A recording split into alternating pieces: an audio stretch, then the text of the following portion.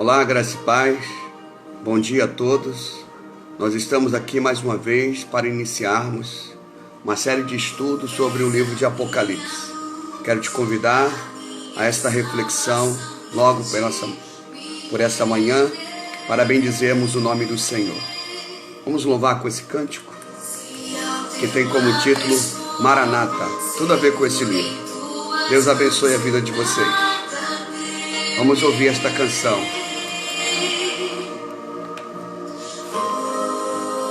Glória a Deus. Tu és santo, Senhor.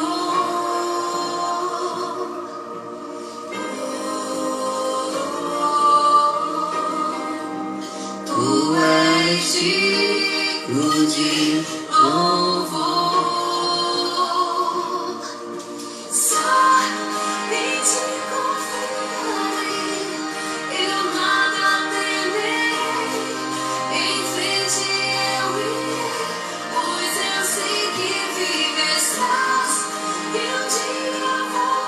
Glória a Deus.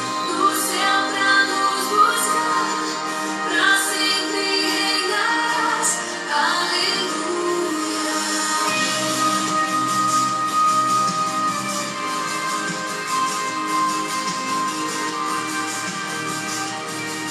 Bendito seja o nome do Senhor, amado.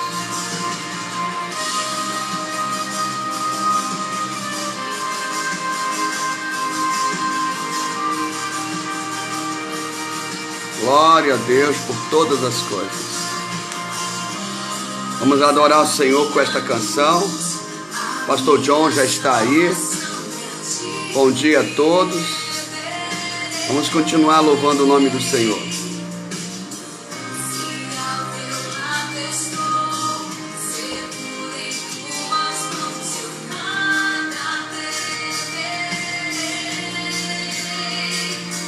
Glória seja dado o teu nome, Senhor.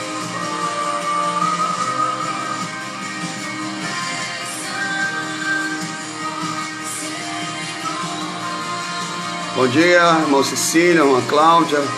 Pai do Senhor, amados. A paz do Senhor a todos.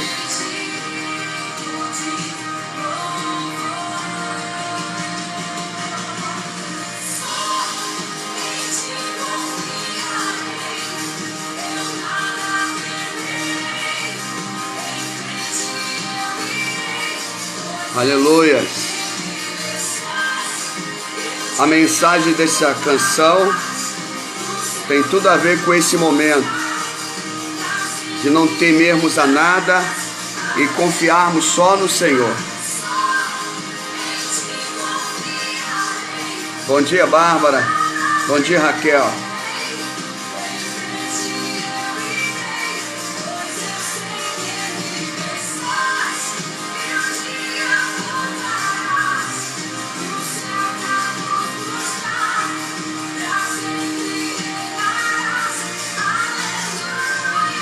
Tudo a ver com esse momento em que nós estamos passando, em que precisamos tão somente expressar a nossa confiança ao Senhor. Bom dia, Carlos Roberto. Bom dia, Bárbara. Bom dia, Cecílio. Bom dia, Cláudia. Bom dia a todos os irmãos que estão aqui. Raquel. Louvado seja o nome do Senhor.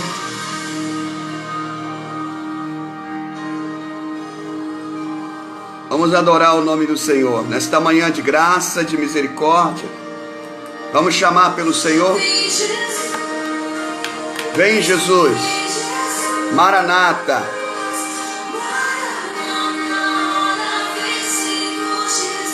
Declare mais uma vez. Vem, Jesus. Vem, Jesus. Maranata.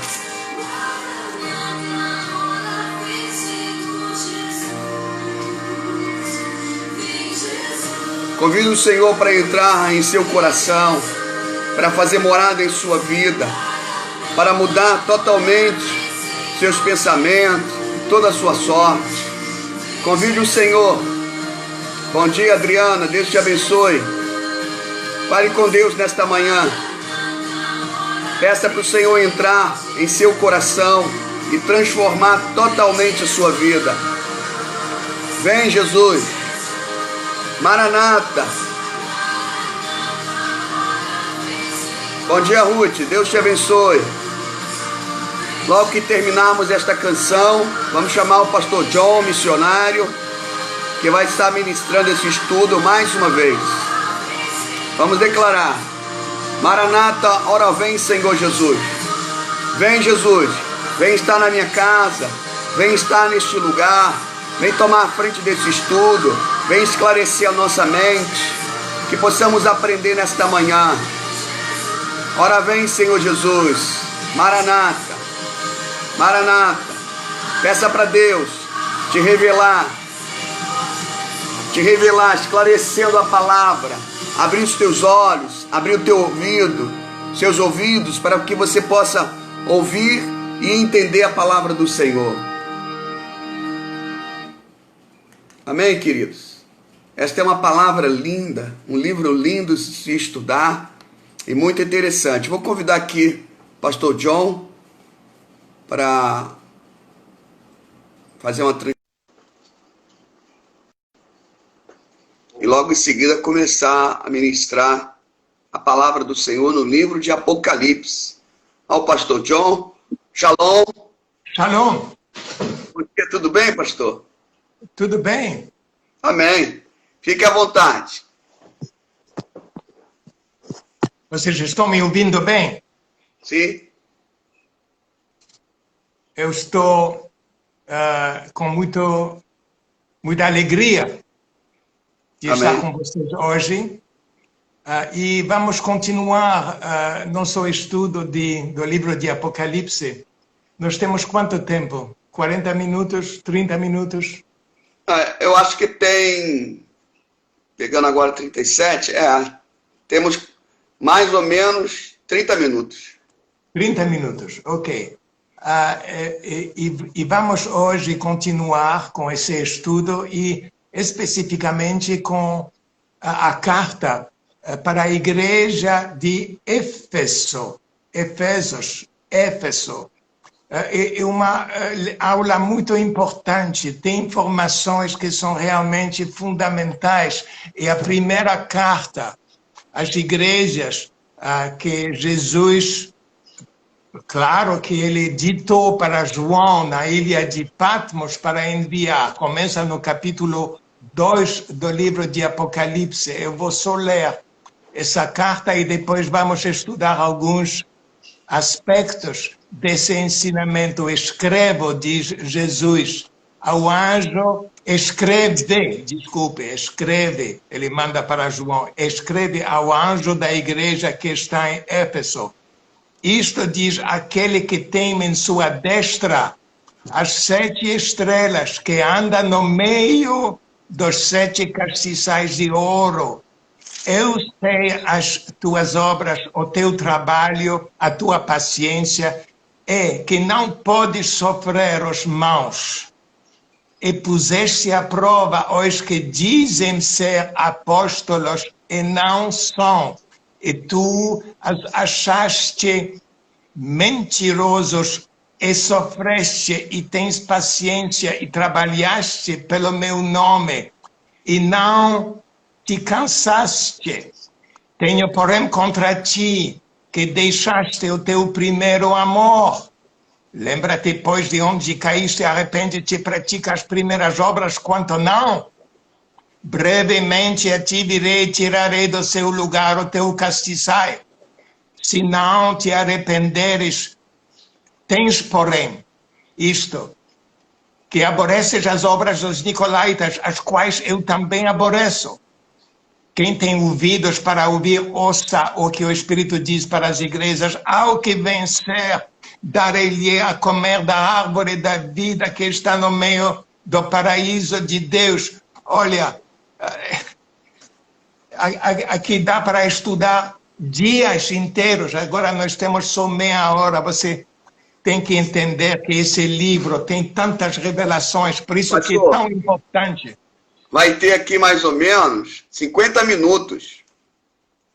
A partir de agora. 50 minutos. Então nós temos mais...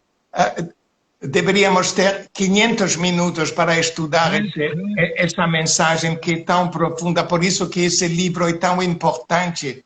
E claro que para ler o livro da Apocalipse, que é revelação, a gente precisa do Espírito Santo, só o Espírito Santo pode abrir. Então eu peço a ti, Deus, de enviar para nós, de nós dar ou abrir nossos ouvidos espirituais, nossos olhos espirituais, concede para nós o teu Espírito Santo em medida suficiente para absorver tudo que vamos estudar hoje. E também eu quero lembrar que tem uma bênção. Abençoado é aquele que lê e que estuda esse livro. No primeiro capítulo está escrito: bem-aventurado aquele que lê e aqueles que ouvem. É uma bênção. Então, eu gostaria que vocês começassem realmente a amar esse livro. Ok, aqui está falando... Deixaste o teu primeiro amor. A gente vai ver o que isso pode significar. E também fala de Nicolaítas. Que coisa estranha, que é isso? Mas primeiro eu gostaria de ver um pouco o início, porque em cada carta Jesus se refere ao que João escreveu no capítulo 1. No primeiro capítulo, onde ele descreve o que ele viu, a revelação que ele teve de Jesus Cristo. Então começa no capítulo, no versículo 1 do capítulo 2, aquele que tem, no versículo 1, na sua destra 7 estrelas, que anda no meio dos 7 castos. O que isso pode significar? Isso é uma referência a capítulo 1, primeiro capítulo, versículo 12. Virei-me para ver quem estava falando comigo, diz João. Virando-me, vi 7 castiçais de ouro, e no meio dos 7 castiçais, um semelhante ao Filho do Homem. E continua no final do capítulo 1, escreve as coisas que tem visto, versículo 19, as que são, e depois destas hão de acontecer, o mistério das 7 estrelas que viste na minha destra e dos 7 castiçais de ouro. As 7 estrelas são os anjos das 7 igrejas, e os 7 castiçais que viste são as 7 igrejas. O que isso significa? Que Jesus anda no meio das igrejas, ele conhece exatamente o que está acontecendo, sabia sobre essas 7 e com certeza sobre as nossas igrejas de hoje. Ele está no meio. Então, essa mensagem que foi dada para as 7 realmente é uma mensagem para todas as igrejas desde o tempo dessa carta, que era mais ou menos nos anos 90 da nossa era, durante o reino de um tal, ele se chamava Domiciano, o imperador que mandou João ser preso na ilha de Patmos, como João diz, pelo testemunho, por seu cristianismo, perseguição. E lá recebeu de Jesus essa revelação e essa carta. Mas ela é não só para essa igreja, mas para a nossa igreja e para nós individualmente. Amém? E a gente vai ver que tem aqui mensagens de uma grande importância. Por isso que é a primeira carta, porque se a gente não entende essa e não começa a refletir e a corrigir nossos erros, dificilmente a gente vai entender o resto do livro, inclusive as outras 6 cartas. Então, eu gostaria só de dizer um pouco, colocar no contexto geográfico e histórico. E na Turquia, hoje na Turquia, Éfeso ainda existe uma pequena cidade, não vale nada. Na época de Jesus, na época dessa carta, era uma população de 250 mil habitantes. Para a época era grande. Para a época era grande. E era um porto, o porto principal, se você vê na carta, eu sei que geografia às vezes é difícil para alguns, se você sabe onde que está o mar Mediterrâneo, você olha à direita, tem a Turquia, continua hoje, na época era uma região onde o cristianismo cresceu, hoje é muçulmano. O que aconteceu? A gente vai ver lendo o livro de Apocalipse, porque toda essa região mudou. E tem um porto que era o porto principal de entrada para toda essa região da Turquia, que era chamada na época Ásia Menor. E depois vem a Ásia Maior. Quando você olha na sua carta, você vai ver, depois disso vem a Pérsia, depois disso vem a Índia, depois disso vem a Ásia, toda a Ásia com a China, Filipinas, Indonésia, tudo isso. Japão, Ásia Maior, mas aqui era Ásia Menor, que era território controlado pelo imperador e pelo Império Romano já na época. Primeiro porto de entrada, Éfeso, porto principal, então uma cidade de uma grande importância. Também nós precisamos de saber que uma das principais indústrias disso, não só comercial, porque era o porto, também um pouco de administração, mas também tinha um centro religioso, tinha o templo de Diana, que também se chamava na época Artemis, a primeira deusa da época. Todo mundo era uma coisa muito importante. Hoje tem alguns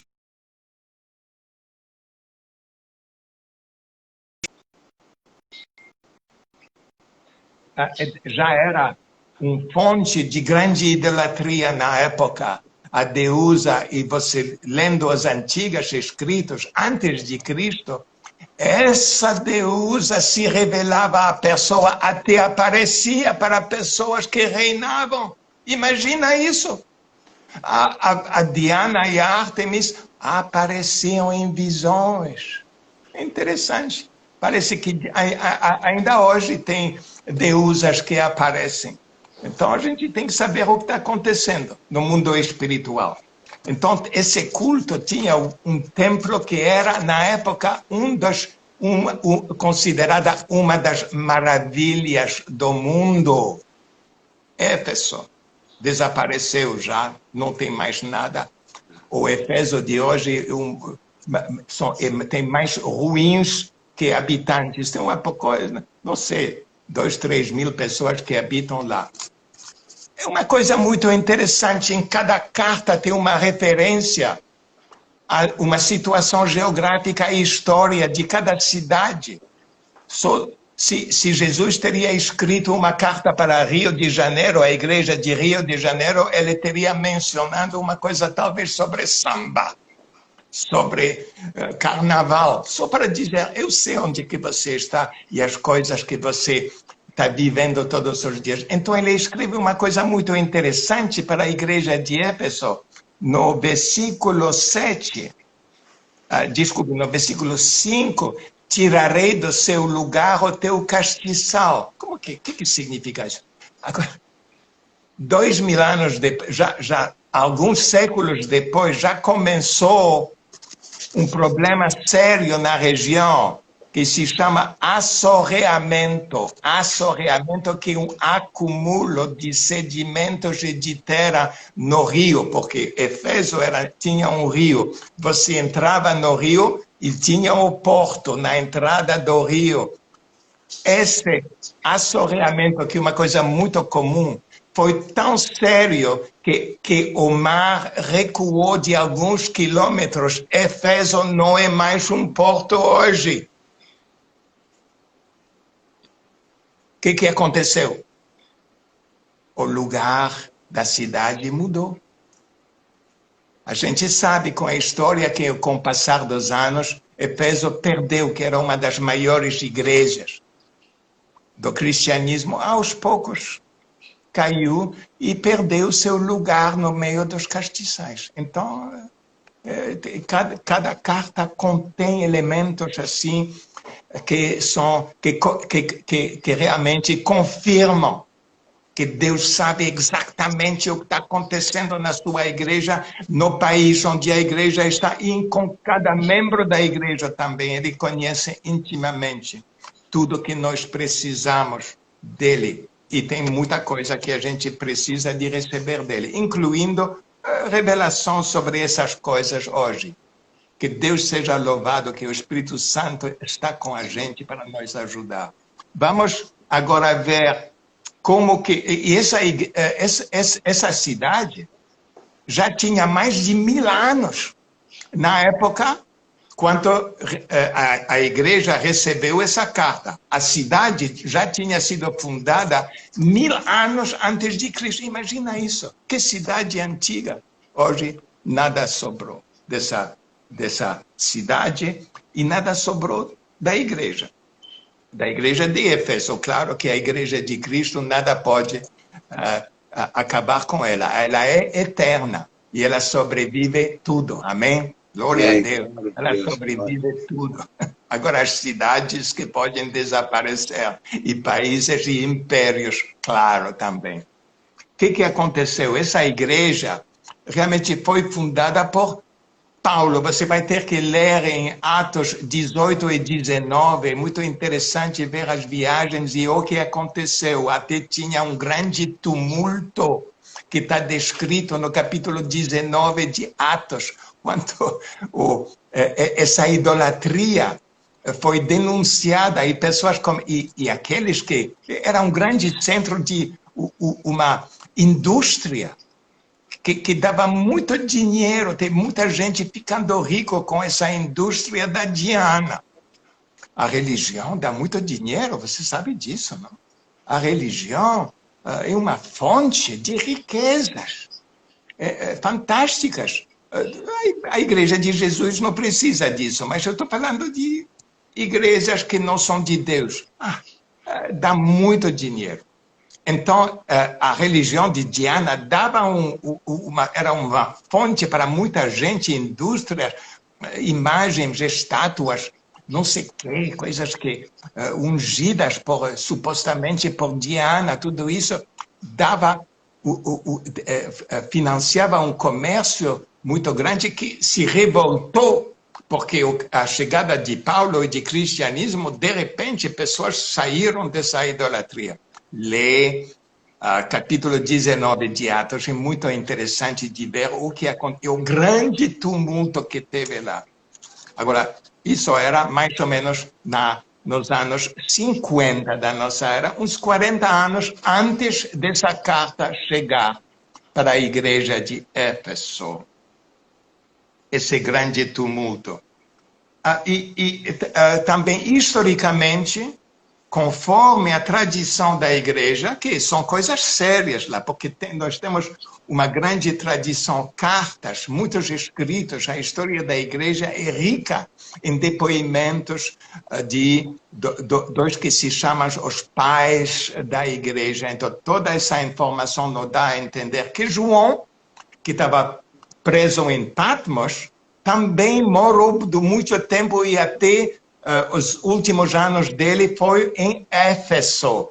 Nessa carta, uma outra ocasião, talvez eu vou te mostrar uma mapa mostrando Patmos é muito perto da Turquia. Então ele foi provavelmente preso em Éfeso e mandado para Patmos, que era talvez 2, 3 dias em barco da Turquia. Então, a história, a tradição da igreja nos deixa entender que João passou muitos anos lá, que provavelmente faleceu. E quem mais? Maria, mãe de Jesus, conhecido como o lugar. Claro que depois pessoas começaram a associar Maria com Diana, que nós não podemos fazer de maneira alguma. Por favor, a gente vai deixar Maria fora de qualquer culto de Diana. Agora, a gente vai entrar no texto dessa carta. Tem coisas tão interessantes lá. Ele começa assim, tem elogios. Tem a maioria dessas, eu acho que a maioria das cartas das igrejas recebem elogios. Olha as elogias assim. Todas as 7 igrejas recebem elogios. Eu sei as tuas obras. Todo mundo tem obra. Isso é normal. Depois continua para essa igreja de Éfeso, o teu trabalho, a tua paciência, que não pode sofrer os maus. Olha só isso. Não pode sofrer isso que eles não toleravam. Pusestes à prova os que se dizem ser apóstolos e não são, e tu os achaste mentirosos. É muito raro hoje igrejas discernir. Parece que todos os apóstolos e todos os profetas são exatamente de Deus. Será? Será? Não sei, na época já essa igreja já tinha conhecimento de falsos. Sofreste e tem paciência. Trabalhaste pelo meu nome e não te cansaste, no versículo 3 do segundo capítulo. E no versículo 3 dessa carta. Olha só, aborreces as obras dos nicolaítas, as quais eu também aborreço. Bom, pessoas buscaram o que são os nicolaítas, o que é isso? Até hoje ninguém realmente conseguiu resolver esse problema. Não tem ninguém. Tem muitas teorias. Quem são os nicolaítas? Deve ser uma coisa importante. São pessoas que Jesus aborrece. Então, por que a gente não tem nem todas essas escritas, todas as tradições da igreja, não sobrou nada para realmente identificar quem são e qual era a doutrina deles? O que pode ser? Mas parece que é um perigo grave. Eu acho que provavelmente nicolaítas são aqueles que até hoje e simplesmente simboliza pessoas que trazem falsas doutrinas. Por isso que não precisa analisar, porque é tão comum. Eu acho que tem nicolaítas em cada igreja. Até aqui, eles apareceram também numa igreja que é a igreja de Pérgamo. Na igreja de Pérgamo, aqui eles aparecem como já uma doutrina. A gente vai ver isso quando a gente chega nessa igreja. Então tem duas igrejas que chamam, só que já na igreja de Pérgamo já fala de doutrina. Nicolaítas. Como que a gente pode identificar isso? A gente pede ao Espírito Santo de nos ajudar. Então, tem uma coisa bem clara que provavelmente isso significa, porque o que Jesus fez? Ele alertou. Ele tinha alertas que eram colocadas com essa linguagem. Jesus diz: adverti e acautelai-vos do fermento dos fariseus e saduceus. Mateus 16, 6. Só que ninguém explica o que é esse fermento. Para saber o que é o fermento, a gente tem que estudar tudo o que aconteceu, os fariseus, quais eram as doutrinas dos fariseus, quais eram as doutrinas dos saduceus. É muito simples, é o que se chama um fermento. Interessante, porque o fermento na palavra é sempre considerado uma coisa ruim, por isso que o pão tem que ser feito sem fermento. Então, fermento é tudo que é contra a doutrina de Cristo, o ensinamento de Cristo, coisa tão simples. Tudo que não é. Para saber o que é fermento, nós precisamos de conhecer a palavra intimamente.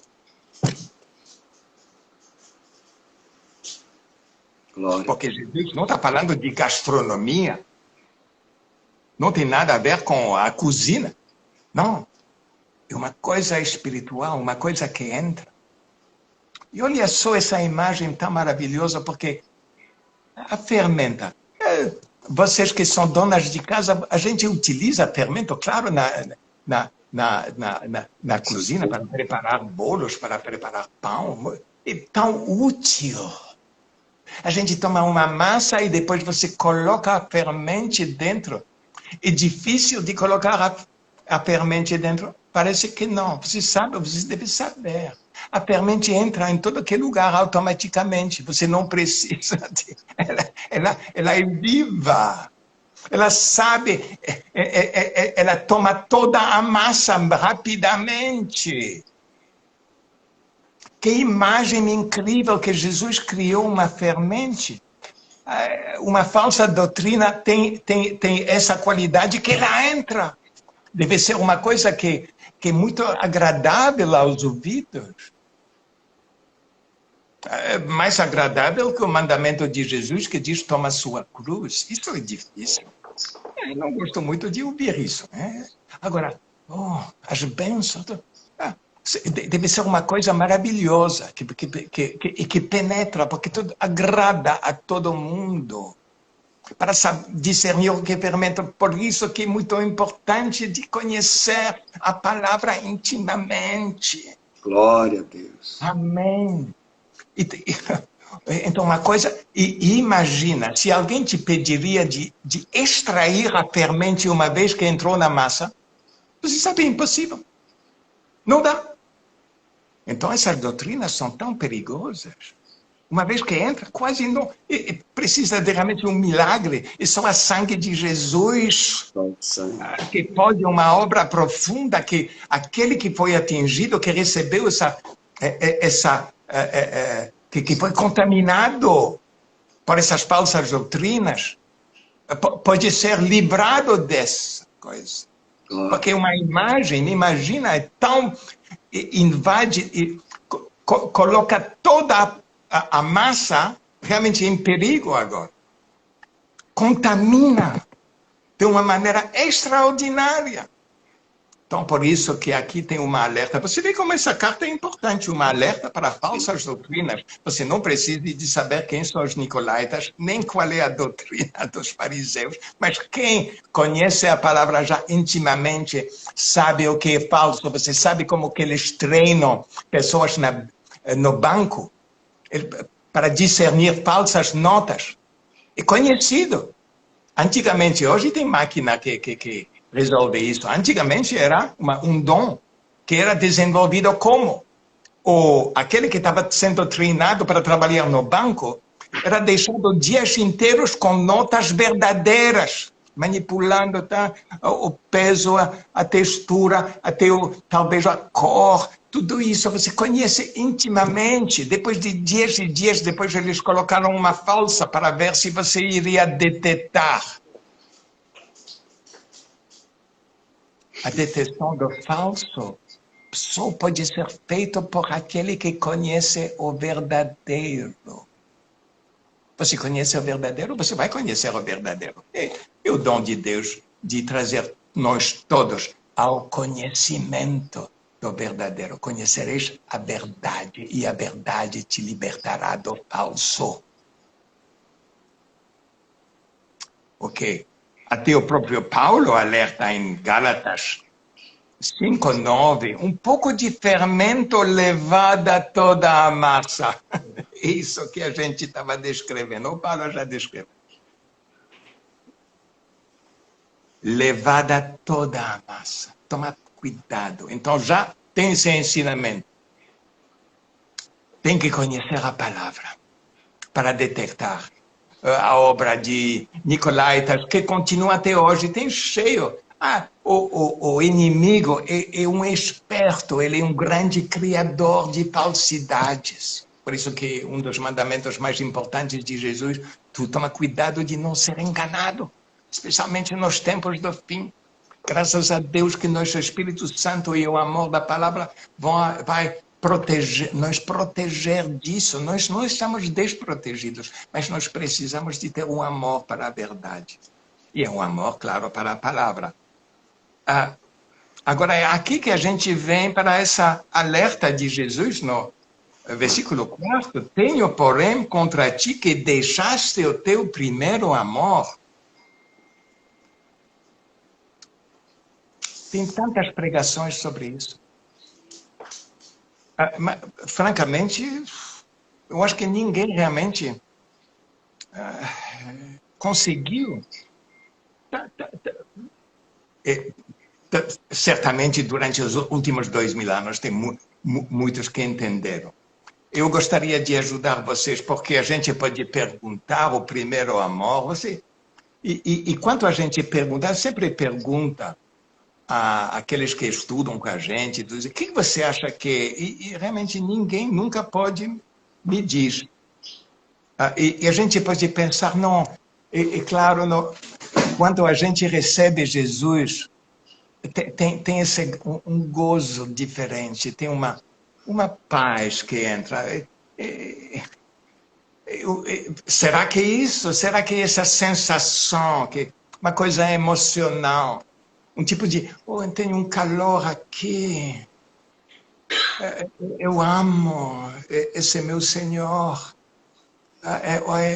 Dele eu vou receber tudo que eu preciso. Que é esse primeiro amor? O que poderia ser? A gente vai fazer uma pequena análise que, desculpe, vai ter que ser um pouco teológica, envolvendo teologia e o efeito do ensinamento da palavra sobre nós. Antes de ser salvo, aquele que é salvo, que recebe a revelação de Jesus como Salvador, isso é verdadeiro. Todos, antes de receber, tinham um problema. Eles sabiam que tem uma coisa errada na vida deles. Jesus diz, o Filho do Homem veio para salvar pecadores. O que significa isso? Tem muita gente, você fala do pecado, eles vão debochar de você. O que é isso? Isso não existe mais na ciência. Pecado é uma noção de vocês cristãos que são meio malucos. Né? O mundo já avançou muito. O mundo é muito mais sofisticado que isso. Saia da Idade Média, vocês cristãos. E vem para o mundo real. Bom, tem muita gente que realmente não... Eles não têm a noção do pecado. Aquele que vai ser salvo tem noção do pecado. Porque senão, por que ele gostaria de ouvir falar de um Salvador?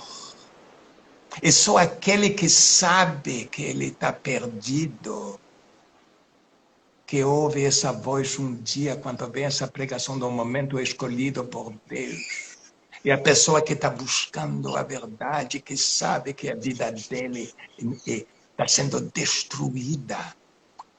Talvez ele não entende muito bem o que é pecado, mas ele sabe que ele não está em bom relacionamento com Deus, que falta alguma coisa, ele não sabe o que vai acontecer com ele depois da morte. Ele está preocupado com isso. De vez em quando, o dia inteiro, porque vive muito bem, mas de vez em quando vem essa... minha vida, realmente, Deus... Tem alguma coisa que está faltando. E para esse homem que vem a revelação do Salvador, então esse homem sabe uma coisa, ele já sabe o que significa Romanos 6:23. O salário do pecado é a morte. Ele sabe que ele está morrendo, ele sabe que ele está no caminho para uma morte eterna. E de repente vem a revelação de um Salvador. Uau! Uma mudança absoluta, porque vem uma revelação. Então, eu acho que vem um profundo gozo, uma profunda paz e o amor. A Bíblia fala que tem um penhor do Espírito Santo, primeiro capítulo de 2 Coríntios, versículo 22. 2 Coríntios 1:22. O penhor do... Quando você recebe a revelação, você acha que a revelação vem sem o Espírito Santo? O Espírito Santo te traz o que você precisa e te abençoa já. Você recebe a revelação, você recebe fé, você nasce de novo. Essa nova criatura nasce e como uma criança, você já vê as crianças começam a sorrir, já sabe o que é alegria. Eu acho que o início, o penhor dos frutos do Espírito Santo, Gálatas 5:22, o penhor envolve. Você já recebe essa paz, esse amor, alegria, fé. Isso vem com a revelação. Jesus falou que a minha igreja é fundada, é edificada sobre a rocha. Se você vê, qual é a rocha? A revelação de Jesus Cristo como Salvador, como Messias para Pedro. A rocha. Alguns pensam que é Pedro. Não. Sobre essa rocha. Ele fala, quem te revelou isso? Pergunta a Pedro. Depois ele fala, minha igreja é edificada sobre a revelação de Jesus como Senhor, como Rei, como Salvador, para os judeus como o Messias prometido e que vive no Velho Testamento. Glória a Deus. Então, com essa revelação de um Salvador, vem o penhor do Espírito Santo e todo esse gozo e essa alegria. E é claramente que o amor é um dom. O amor é um dom. Eu não posso fabricar esse amor. O Espírito Santo é derramado em nossos corações pelo Espírito Santo, escreve Paulo aos Romanos. E depois é reforçado, porque vem com a notícia. Eu vou ler algumas, porque tem tantas. O Cristo padeceu uma vez pelos pecados, o justo pelo injusto, para levar-nos a Deus. 1 Pedro 3,18. Aquele que não conheceu o pecado, o fez pecado por nós. 2 Coríntios 5:21. Cristo oferecendo-se uma vez para tirar os pecados de muitos. Hebreus 9:28. Tito 2:14. Ele se deu a si mesmo por nós para nos remir de toda a impiedade. Agora, o homem que vivia no pecado não sabia como sair da impiedade, como se tirar da morte. De repente, tudo isso vira vivo. Glória a Deus. Como não ter amor? Glória a Deus. Mas isso vem na base da palavra.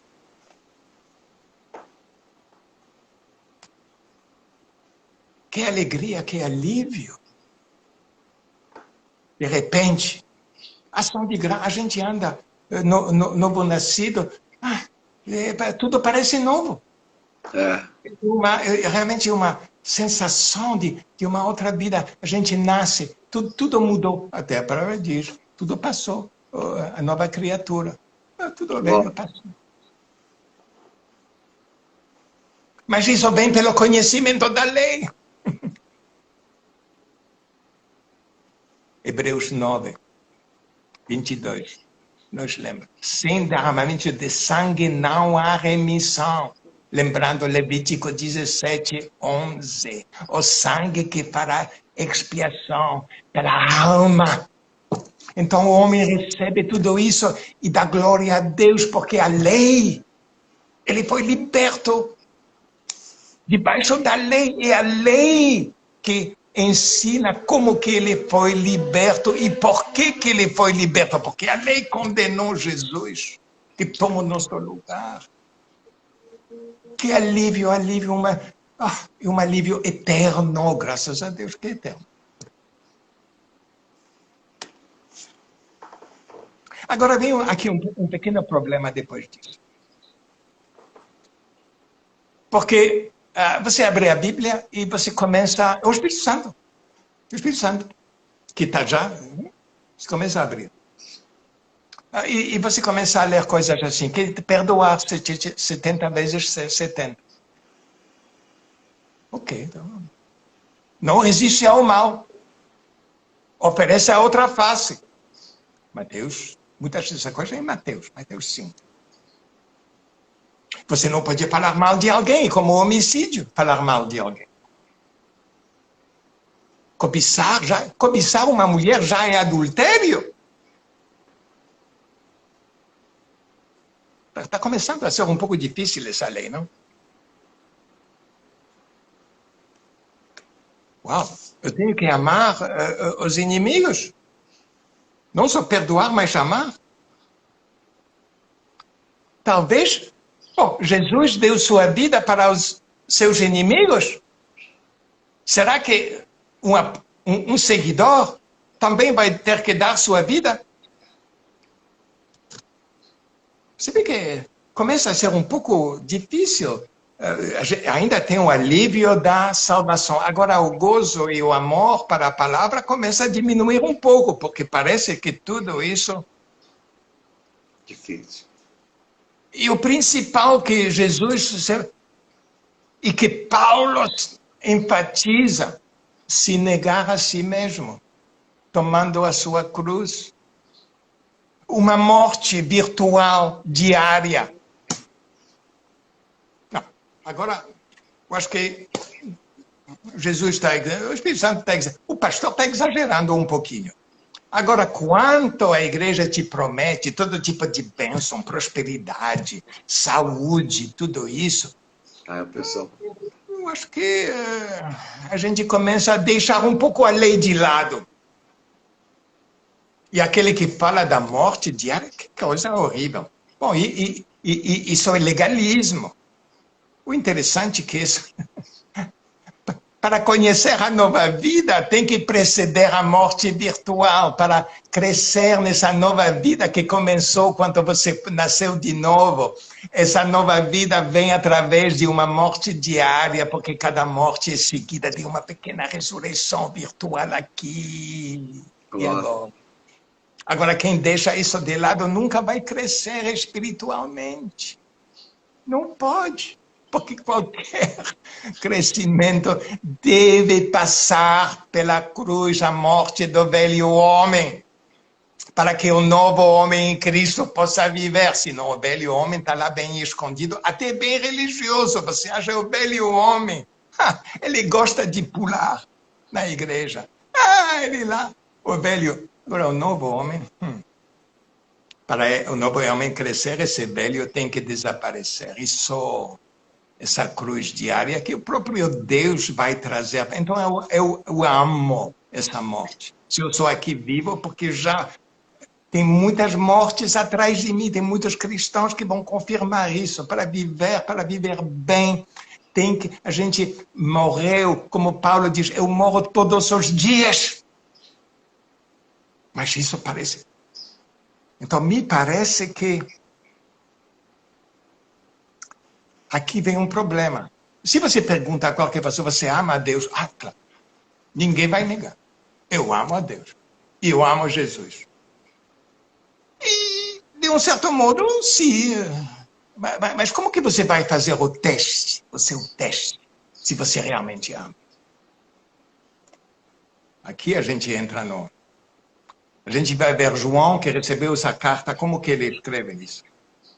Segundo João, a gente vai só ir desde o livro de Apocalipse, segundo João 6. O amor é este, andemos segundo os seus mandamentos. 1 João, capítulo 2, versículo 2. Ele é a propiciação pelos nossos pecados, não somente pelos nossos, mas também pelos de todo o mundo. Nisso sabemos que conhecemos se guardamos os seus mandamentos. Aquele que diz, eu conheço e não guarda os seus mandamentos é mentiroso. Qualquer que guarda a sua palavra, o amor de Deus nele está verdadeiramente aperfeiçoado. 1 João 5, 3. Neste é o amor de Deus, que guardemos os seus mandamentos. O próprio Jesus enfatizou isso, João 14, 15. Se me amardes, guardareis os meus mandamentos. Versículo 21. Aquele que tem os meus mandamentos e os guarda, este é que me ama. 21. Se alguém me ama, guardará a minha palavra.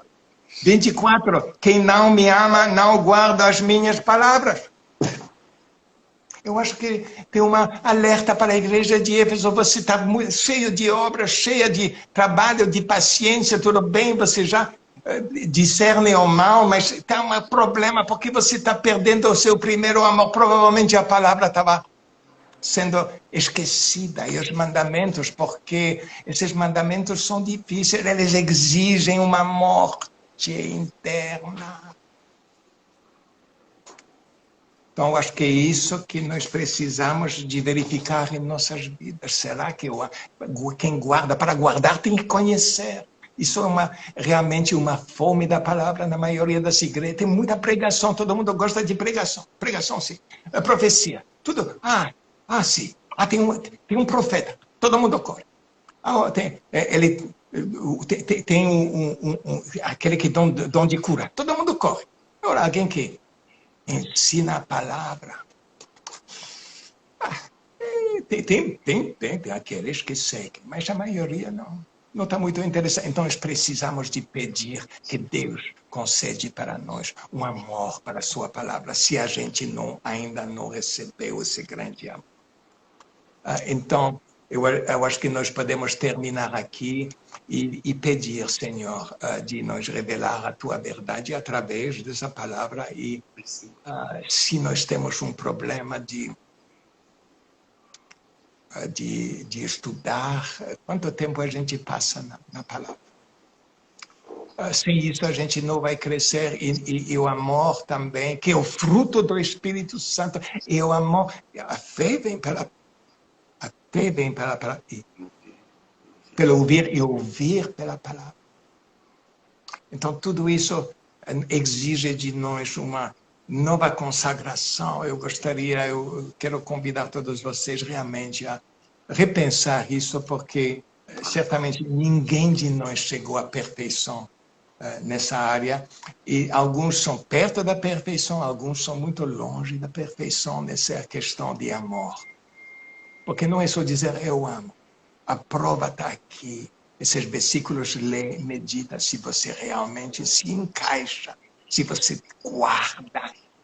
Porque até na igreja, de um certo modo, não, a gente não é mais sobre a lei, a gente é sobre a graça. Então você fala de mandamento, é a graça que importa. Não, a graça nos ajuda a amar os mandamentos. A graça vem para nos capacitar para viver a lei como Jesus viveu, de uma maneira extraordinária, porque a antiga lei dizia só, não cometerás adultério. A nova lei diz, extrapolada até o infinito. Se você olhar com cobiça, você já cometeu adultério, você vê como a lei mudou. É só amor para ele, é só o Espírito Santo e conhecimento da palavra que pode nos capacitar a amar essa lei e a vivê-la. É isso que o Espírito Santo quer para nós e para vocês. Que Deus abençoe seu domingo, que Deus abençoe a sua semana. Nós queremos agradecer a Ti, Senhor, pelo sacrifício do Teu Filho Jesus, 2000 anos na cruz do Calvário, Senhor. E ajuda-nos a carregar essa cruz diária e a crescer pela morte diária e pela ressurreição que segue. Em tudo isso, queremos Te louvar e Te agradecer. Seja louvado e seja engrandecido em nossas vidas. Amém. Graças a Deus, pastor. Palavra tremenda, hein? Poderosa. É interessante que os nossos ouvidos, né, está mais inclinado para ouvir só coisas que agradam, né? Mas aquelas coisas que nós não gostamos, não nos agrada, mas que vem da palavra do Senhor, essa nos faz refletir. Então eu penso que a resistência que às vezes tem dentro da pessoa, ela precisava refletir um pouco hoje. E principalmente nesse momento, né? Quem sabe Deus usa essas situações para despertar a igreja. Olha, eu estou voltando. Fica atento. Escuta as minhas palavras e pratica. Porque o grande detalhe é ouvir, guardar, mas praticar. O que a gente vê muito são pessoas, às vezes, sem estar julgando ninguém, somebody love, fala uma coisa, mas não tem nada a ver, fala uma coisa, mas não pratica, sabe até sabe, mas não pratica. Então eu acredito que nós precisamos nos converter, né? Me incluo também.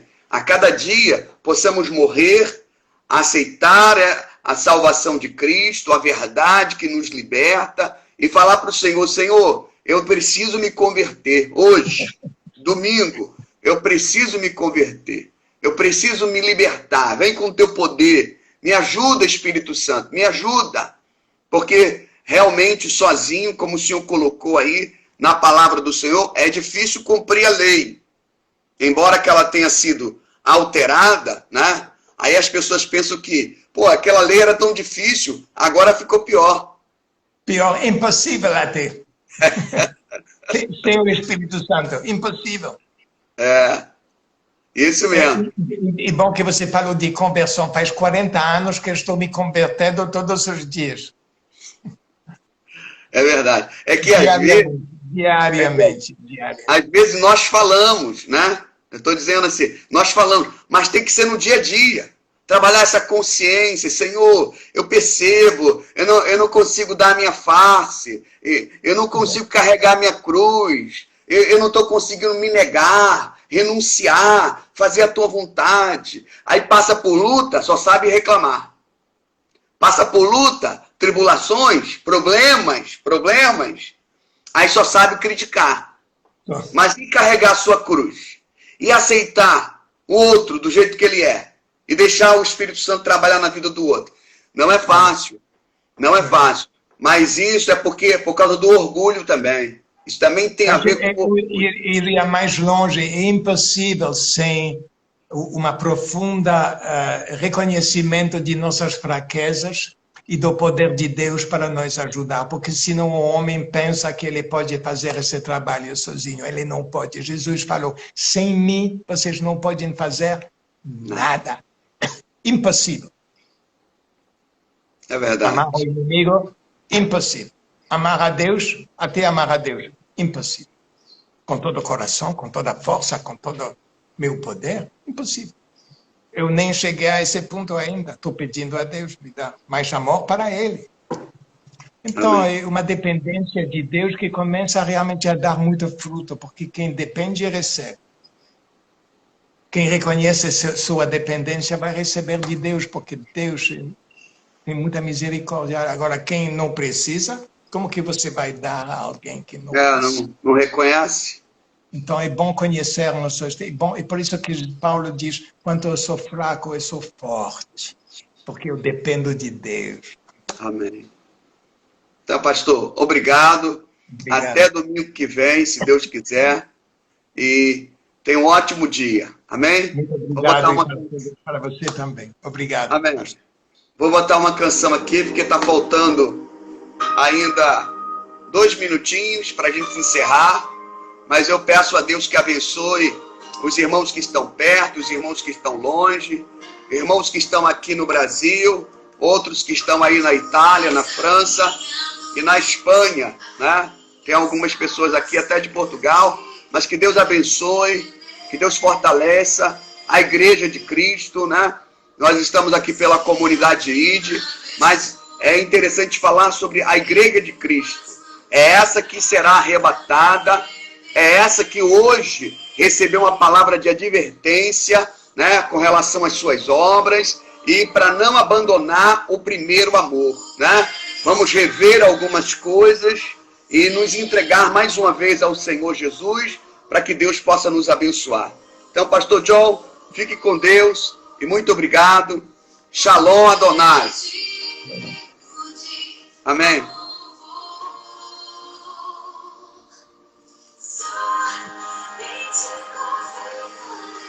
Irmãos, vamos terminar essa live com esta canção. Confiar e temer a Deus e seguir sempre em frente. Porque Deus está com você, Deus está com todos nós. Vamos confiar em Deus, guardando a sua palavra, acreditando no milagre e acreditando que a graça de Deus está sobre nós. Isso mesmo, Lu.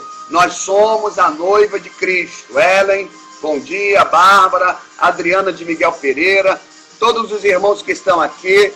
Eu peço a Deus que nesta manhã visite cada um de vocês e derrame de sua graça na sua casa, no seu lar, nos seus entes queridos. Se você sabe que tem alguém doente com esse vírus, que continue orando, intercedendo. Deus abençoe a Adriana, a Raquel, o Cecílio, a Cláudia.